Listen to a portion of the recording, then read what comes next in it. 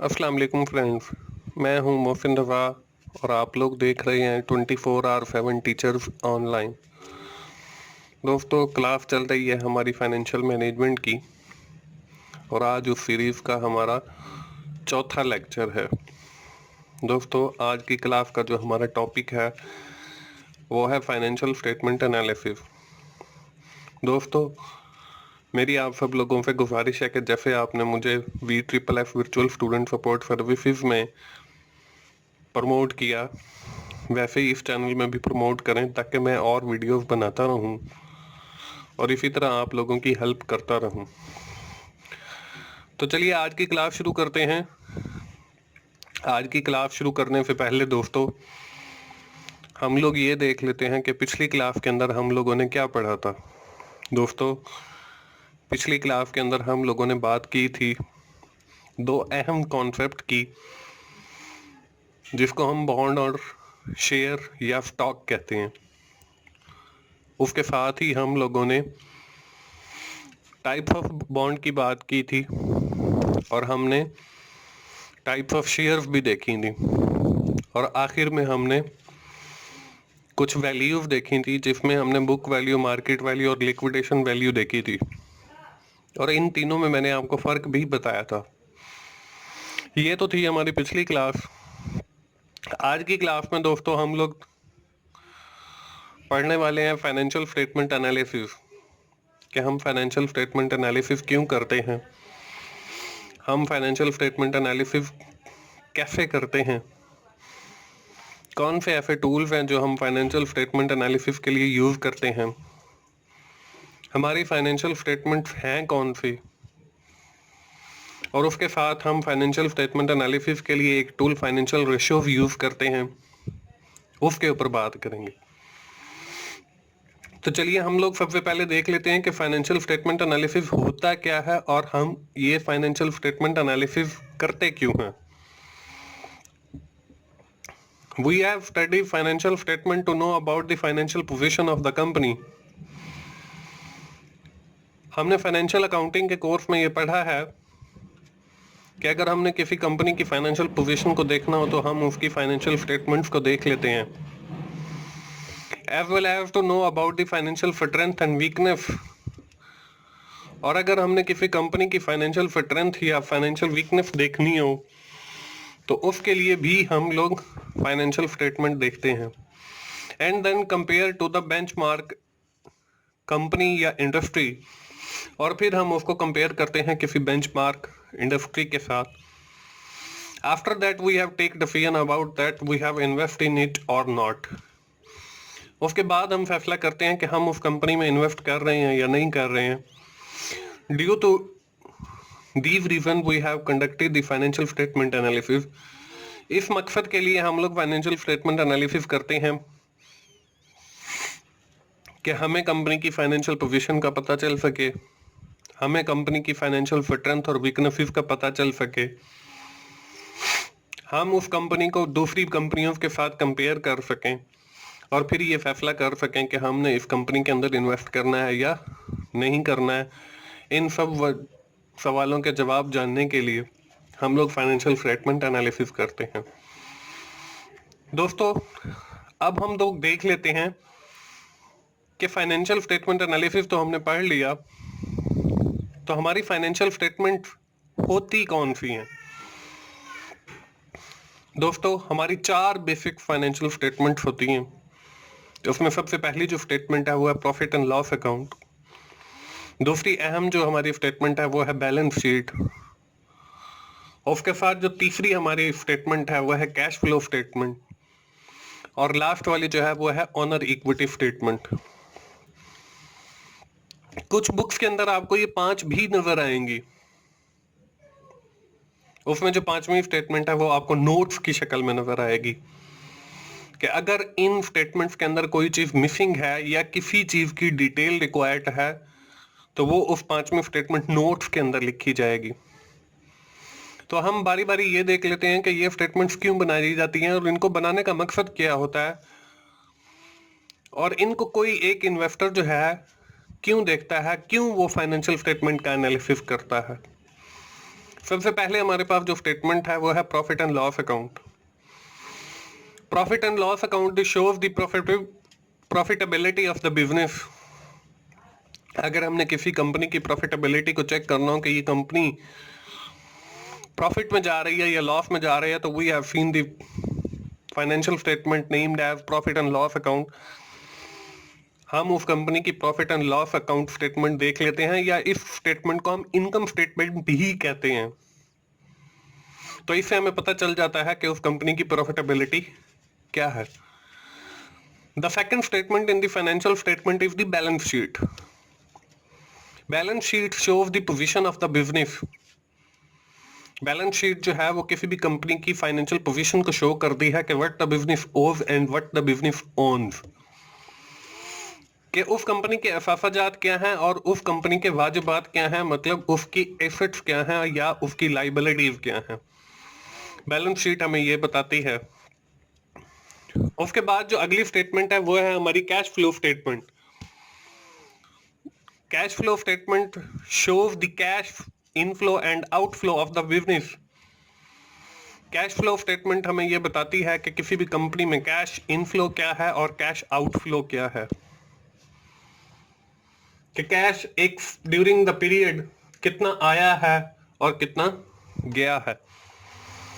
The last financial statement is the honour equity statement. Honour equity statement shows the change in equity of the business. ये हमें बताती है कि हमारी जो इक्विटी है, हमारा जो कैपिटल है, उसके अंदर क्या चेंजेस आई हैं ड्यूरिंग द फाइनेंशियल ईयर। तो दोस्तों ये वो चार स्टेटमेंट हैं फाइनेंशियल स्टेटमेंट जिसका हम एनालिसिस करते हैं बिफोर किसी कंपनी में इन्वेस्ट करने से पहले। तो ये हमारी चार फाइनेंशियल स्टेटमेंट होगी। नेक्स्ट जो है हमने बात की है फाइनेंशियल रेशियोज की, क्योंकि हम फाइनेंशियल स्टेटमेंट एनालिसिस में एक मेथड यूज करते हैं उनको देखने के लिए मुख्तलिफ चीजों को। उसके लिए हम फाइनेंशियल रेशियोज इस्तेमाल करते हैं, और फाइनेंशियल रेशियोज जो हैं उसके डिफरेंट सेक्शंस हैं। अगर आप इस सेक्शंस के हिसाब से याद करेंगे तो आपको ये याद करने में भी आसानी होगी, और स्पेशली इनके फार्मूलाज हैं इनको कैलकुलेट करने के। तो आज की क्लास के अंदर ना सिर्फ हम ये सेक्शन देखेंगे बल्कि मैं आपको ये भी बताऊंगा कि ये फार्मूला आपने याद कैसे करने हैं। इसमें हमारे पास जो पहला सेक्शन है वो है लिक्विडिटी रेशियो का। इसमें हमारे पास दो किस्म की रेशियो है, एक करंट रेशियो है और एक क्विक रेशियो है। अब देखें, आपने सिर्फ करंट रेशियो का याद रखना है, करंट वाला पोर्शन। देखें हमारी जो बैलेंस शीट होती है उसके अंदर हमारे पास एसेट्स और लाइबिलिटीज होती हैं। जब भी हमारे पास करंट रेशियो का नाम आए तो आपने ये याद रखना है कि उसमें करंट एसेट और करंट लाइबिलिटीज की बात है। तो आपने करंट एसेट्स को ऊपर रखना है और उसको डिवाइड करना है करंट लाइबिलिटीज के साथ, that equals to current ratio. ये हमारे पास करंट रेशियो निकल आएगी।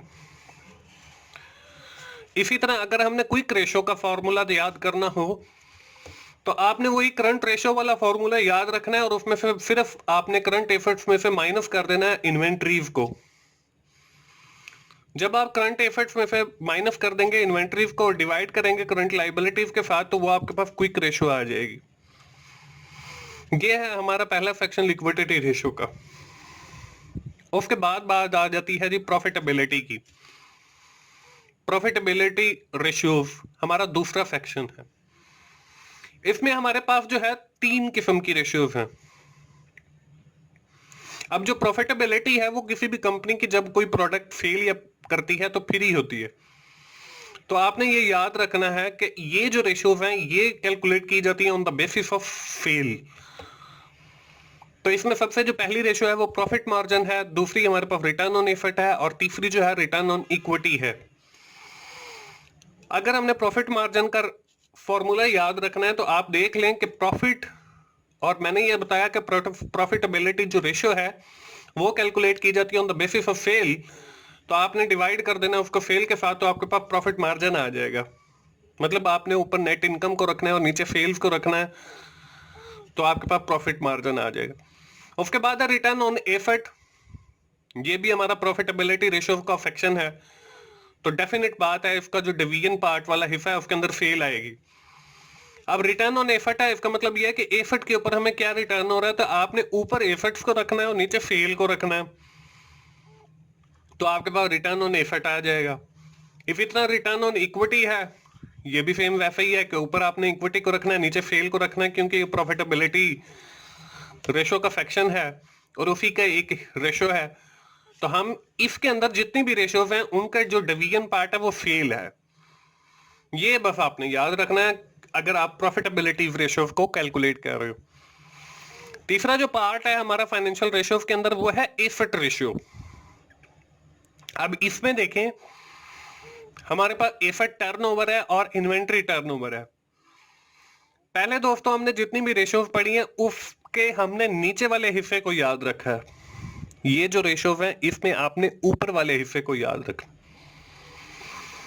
जब भी एसेट रेशियो की बात होगी, चाहे वो एसेट टर्नओवर हो या इन्वेंट्री टर्नओवर हो, ऊपर आपने फेल को रखना है। अगर एसेट टर्नओवर है तो डिवीजन करना है आपने उसको एसेट के साथ, अगर इन्वेंट्री टर्नओवर है तो आपने उसको डिवाइड करना है इन्वेंट्रीज के साथ। मतलब asset turnover is equal to fail divided by asset और inventory turnover is fail divided by inventories. ये हो गया हमारा तीसरा सेक्शन रेशियोज का। इसके बाद हम लोग बात करते हैं दोस्तों अपने चौथे पार्ट की, जो है डेबिट रेशियो। इसमें देखें एक डेबिट टू एसेट है और एक डेबिट टू इक्विटी रेशियो है। अब जब डेबिट टू एसेट है तो इसका मतलब यह है कि ऊपर डेबिट आएगा और नीचे एसेट आएगा। इसका तो फॉर्मूला याद रखने में बिल्कुल आसानी है। इसी तरह अगर हम डेबिट टू इक्विटी रेशियो की बात करते हैं तो यह भी बिल्कुल आसान है कि आपने ऊपर इक्विटी को रखना है और नीचे एसेट को रखना है। इसके बाद जो अगला हमारा सेक्शन है वो मार्केट वैल्यू रेशियो। इसमें हमारे पास प्राइस टू अर्निंग रेशियो है, मार्केट रेशियो है और अर्निंग पर शेयर है। अगर हमने प्राइस टू अर्निंग रेशियो निकालनी है तो ऊपर हम रखते हैं मार्केट प्राइस पर शेयर को और डिवाइड करते हैं उसको अर्निंग पर शेयर से। अगर हमने मार्केट रेशियो निकालनी है तो मार्केट प्राइस पर शेयर और डिवाइडेड बाय बुक वैल्यू पर शेयर। और अगर हमने अर्निंग पर शेयर निकालनी है तो net income divided by average common share. उसके बाद जो हमारे पास लास्ट सेक्शन बचता है वो है इंटरेस्ट रेशियो का। इसमें एक रेशियो है हमारे पास टाइम इंटरेस्ट एंड रेशियो। अगर हमने टाइम इंटरेस्ट एंड रेशियो निकालनी है तो उसका फॉर्मूला है EBIT earning before interest and tax divided by interest charges. तो दोस्तों ये वो रेशियोज हैं जो हम लोग यूज करते हैं अपना फाइनेंशियल स्टेटमेंट एनालिसिस करने के लिए। दोस्तों मुझे उम्मीद है आज की क्लास आप लोगों को पसंद आई होगी और आपने सीख लिया होगा कि हम फाइनेंशियल स्टेटमेंट एनालिसिस क्यों करते हैं, हमारी कौन कौन सी फाइनेंशियल स्टेटमेंट्स हैं और हम कौन से मेथड यूज करते हैं फाइनेंशियल स्टेटमेंट एनालिसिस के लिए। दोस्तों अगर आपको मेरी वीडियोस अच्छी लग रही हैं तो अपने दोस्तों से शेयर कीजिए, इसे लाइक कीजिए और कमेंट की सूरत में अपना फीडबैक दीजिए। और मेरा चैनल 24/7 टीचर्स ऑनलाइन सब्सक्राइब कीजिए ताकि मेरी हर आने वाली वीडियो आप लोगों तक पहुंच सके। और मोहसिन भाई को अगली क्लास तक के लिए इजाज़त दीजिए। थैंक यू वेरी मच दोस्तों, अल्लाह हाफिज़।